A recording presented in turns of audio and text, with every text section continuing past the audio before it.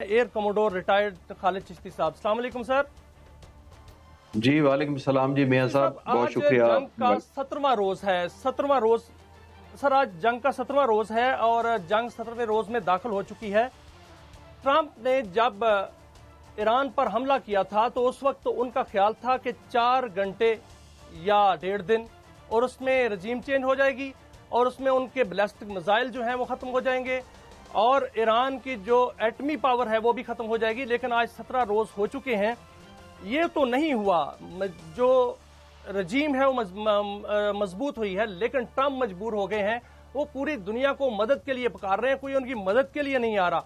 जैसे जैसे जंग जो है वो लंबी होती जा रही है, क्या जंग ईरान के कंट्रोल में आ रही है?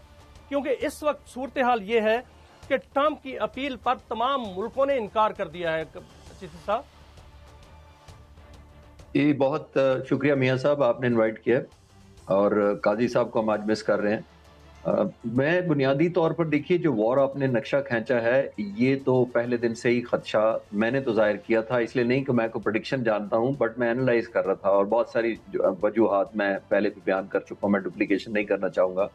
लेकिन over a period of time जो 17 दिन का आप जिक्र कर रहे हैं, देखिए माहौल टिल्ट होता जा रहा है ईरान के हक में। मैं ये बिल्कुल नहीं कह रहा कि ईरान जंग जीत रहा है, क्योंकि मैं डे वन से कह रहा हूं कि अमेरिका ने जंग जीत कर दिखानी है, अमेरिका ने एक वॉर ट्रॉफी दिखानी है, अमेरिका ने अपने लोगों को तसल्ली करानी है, अमेरिका ने एक मेजरेबल विक्ट्री दिखानी है, क्योंकि पीछे इजराइल मिलकर लड़ रहा है। ईरान ने कुछ नहीं करना, ईरान ने सिर्फ जंग हारनी नहीं है और सर्वाइव करना है। ये दो चीजें उसके लिए ऑब्लिगेटरी हैं। तो जब ये सर्वाइव कर पाएगा तो इसका मतलब ये है उतना ही अमेरिका और इजराइल कमजोर नजर आएगा। आपने खुद ही एक नक्शा खींच दिया कि स्टेट ऑफ हॉर्मोज तीसरे दिन उन्होंने थ्रेट किया था कि हम किसी तरीके से ब्लॉक नहीं होने देंगे, और कोई पिछले 3 दिन पहले उन्होंने फिर अमेरिकन प्रेसिडेंट ने कहा कि मैं खबरदार करता हूं कि इसमें माइंस ना बिछाए। और आप देखें माइंस बिछी या नहीं बिछी वो तो एक अलग बहस है, लेकिन इस वक्त इटली और फ्रांस के जो बहरी जहाज हैं, जो ऑयल टैंकर्स हैं, वो अमेरिकन प्रेसिडेंट से नहीं मदद मांग रहे, जो एक्सटेंड करने को तैयार हैं, जो आपकी 800% इंश्योरेंस देने को तैयार है। वो अमेरिकी सदर से नहीं कह रहे कि मेरे जहाज पार करवा दो, वो ईरान से रिक्वेस्ट कर रहे हैं। तो what does it indicate? Degree of control. इसका मतलब है degree of control straight of हार्मोज पर अगर ईरान का ज्यादा है तो बमबारी वो जितनी निहत्ते लोगों पर करते रहे, 1500 लोग शहीद कर दिए और भी करते लाएंगे। लेकिन at the end of the day मियां साहब, जंग लड़ी जाती है वॉर ऑब्जेक्टिव अचीव करने के लिए। वॉर ऑब्जेक्टिव क्या अचीव करेंगे प्रेसिडेंट ट्रंप, वो अभी तक किसी को भी नहीं पता, और मुझे तो 17 दिन से नहीं पता कि कौन से वॉर ऑब्जेक्टिव हैं। जब एंड होगी तो कौन सी ट्रॉफी है जो अपने लोगों को दिखाएंगे? क्या वो चीज मेजरेबल होगी जिसपे लोग इत्मीनान करेंगे कि प्रेसिडेंट ट्रंप ने जस्टिफाइड फील किया और इनकी पार्टी प्राउड फील करेगी उनके? वो अभी तक किसी को नहीं पता। तो अति जितना लैक ऑफ क्लैरिटी का गोल होता है, उतनी ही जंग भी धुंधली होती जाती है। और आखिर में मैं ये कहना चाहूंगा कि जब आपकी कॉज जस्टिफाइड नहीं होती तो आपकी वॉर जस्टिफाइड नहीं होती, और अगर वॉर जस्टिफाइड नहीं है तो आपका रिजल्ट भी जस्टिफाइड नहीं होता। बिल्कुल ठीक है चिश्ती साहब। आप 17 दिन हो गए हैं और ईरान हर दिन नजर आ रहा है कि वो खतरनाक होता जा रहा है। और आज जो उन्होंने मुतारफ कराए हैं वो सिजील जो मिसाइल है वो उन्होंने मुतारफ कराया है। 2 टन वजनी ये मिसाइल जो है, इन्होंने जब हमला किया इजराइल पे तो हर तरफ जो है वो तबाही के मनाजर थे।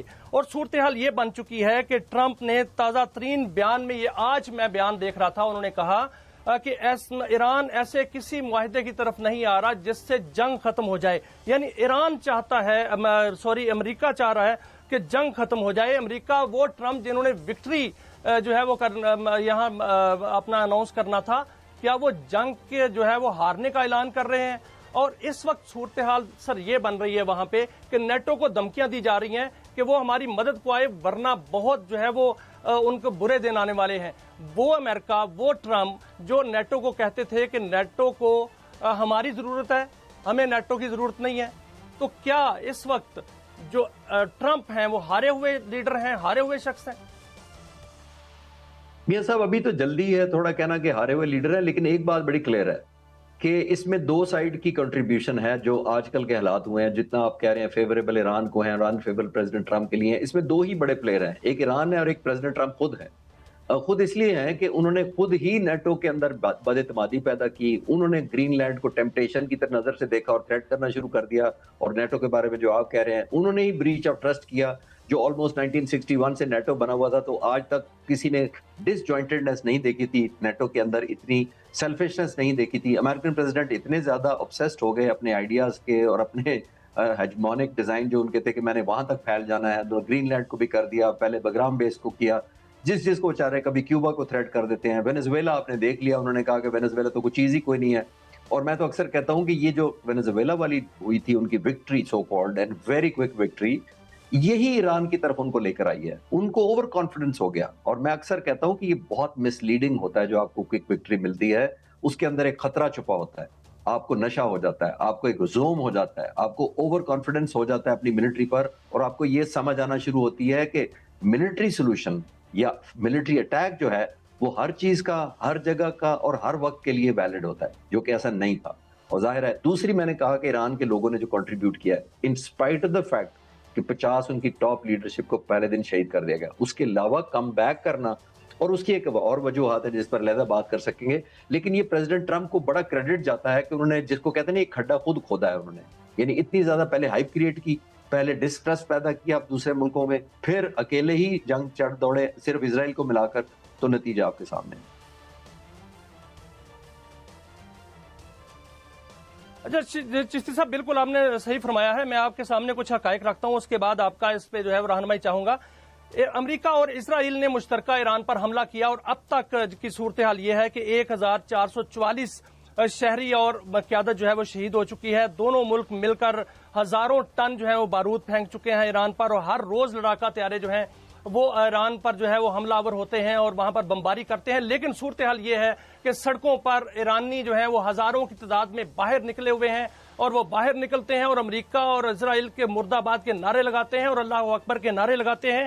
ان کو کچھ اس سے غرض نہیں ہے کہ وہاں پر جو ہے وہ بمباری ہو رہی ہے، لیکن وہ اپنے ملک کے لیے باہر نکلے ہوئے ہیں. اور اس 17 روزہ جنگ کو اگر دیکھا جائے تو دوسری جانب یہ صورتحال ہے کہ جو ایران ہے وہ بھی تابڑ توڑ حملے کر رہا ہے.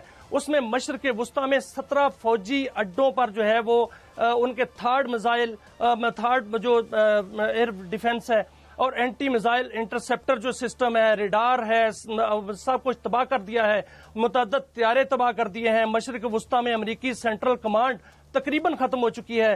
چشتی صاحب، کسی جو امریکی فوجی ہیں وہ بھی اس میں ہلاک ہوئے. آج میں نے دیکھا کہ بغداد ایئرپورٹ پر انہوں نے حملہ کیا، 10 امریکی فوجی وہاں پر ہلاک کر دیے.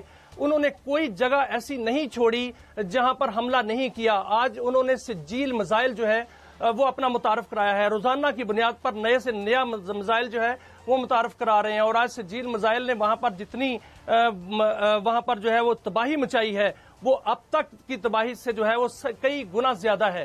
تو اتنی تباہی مچانے کے بعد، اتنا جو ایران کو جو ہے وہاں پر بمباری کے بعد، آج یہ بیان کرنا، یہ اعلان کرنا کہ ایران جو ہے وہ کسی ایسے معاہدے پر نہیں آ رہا، تو کیا دوسری جانب جو ایران جو ہے وہ اس طرح اپنا جواب دے رہا ہے، تو آج ہم یہ کہہ سکتے ہیں کہ اس وقت جنگ کا کنٹرول ایران کے پاس ہے، اور وہ ریموٹ کنٹرول جس سے جنگ بند ہونی ہے یا آگے بڑھنی ہے وہ مجتبیٰ خامنہئی کے پاس ہے. دیکھیے، بنیادی طور پر دیکھنا یہ ہوگا کہ کس ملٹری کے، اگر صرف ملیٹریلی دیکھیں تو کس ملٹری کے وار آبجیکٹو زیادہ بہتر اچیو ہوئے ہیں.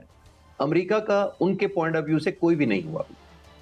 جیسے آپ نے بات کی، نہ رجیم چینج ہوئی، نہ فٹ آن گراؤنڈ ہوا، نہ نیوکلیر اس طرح وہ وائپ آؤٹ کر سکے، نہ نیوکلیر انریچمنٹ تک پہنچ سکے، نہ کردوں کو اتار سکے ہیں، نہ صرف شاید وہ کہہ سکتے ہیں کہ ہم نے ایئر فورس اور نیوی کو تباہ کر دیا. شاید کسی حد تک ٹھیک ہو، لیکن اگر وہ ہوتی تو پھر ان کی نیوی جو ہے وہ کس طرح شپنگ لائنز کو ڈسٹرب کر رہی ہے اور ان کو اٹیک کر رہی ہے. پہلی بات تو ان کی طرف سے تو ملٹری آبجیکٹو کوئی نہیں حاصل ہوا. جو میں کہہ رہا تھا کہ ایران نے صرف سروائیو کرنا ہے، وہ سروائیو بالکل کر رہا ہے، اور سروائیو کرتے کرتے ایک پروہیبٹیو کاسٹ بھی امپوز کر رہا ہے اسرائیل پر بھی اور امریکہ، جس کا آپ نے ڈیٹا ابھی پیش کیا ہے.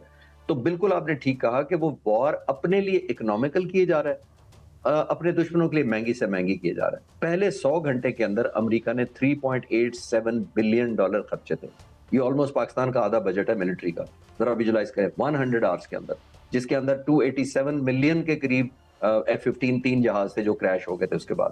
تو یہ نقصان چھوڑی سی قیمت ادا کر کے، جو ڈرونز کی شکل میں ہم کہہ رہے ہیں $10 سے $20,000 کا ڈرون ہے، وہ اٹھا کر لے جاتے ہیں اور جا کے وہ ایسی تباہی مچائی ہے. صرف ان کو نہیں، جہاں جہاں سے وار ایفرٹ جنریشن کریٹ ہو رہی ہے، جیسے مڈل ایسٹ کے ملک ہیں، ان کو بھی اس نے ٹارگٹ کیا. ان کا سارا بزنس آلموسٹ ویپریٹ ہو گیا. آپ نے دیکھا ٹورزم چلا گیا، ہوٹل مینجمنٹ چل گئی، ایئر لائن چلی گئی، سارے کا سارا کاروبار تباہ ہو گیا. اور سب سے بڑی بات جو ریونیو کیپٹل فلائی آؤٹ ہوگا، وہ تو ابھی جنگ کے بعد زیادہ پتہ لگے گا کہ لوگ کتنے یہاں سے چھوڑ کے چلے گئے. تو آئی تھنک مہنگی کرتا جا رہا ہے جنگ ایران. ظاہر ہے اس کے لیے مہنگائی تو تھی کوئی نہیں، اس نے تو صرف ایک کام کرنا ہے، اس نے ٹرافی نہیں جیتنی، اس نے اپنے لوگوں کو کوئی اور آبجیکٹو نہیں دکھانے، اسے صرف سروائیو کرنا ہے، اسے صرف ہارنا نہیں ہے تو وہ جیت جائے گا. امریکہ نے جیتنے کے لیے جیت کر دکھانا ہے.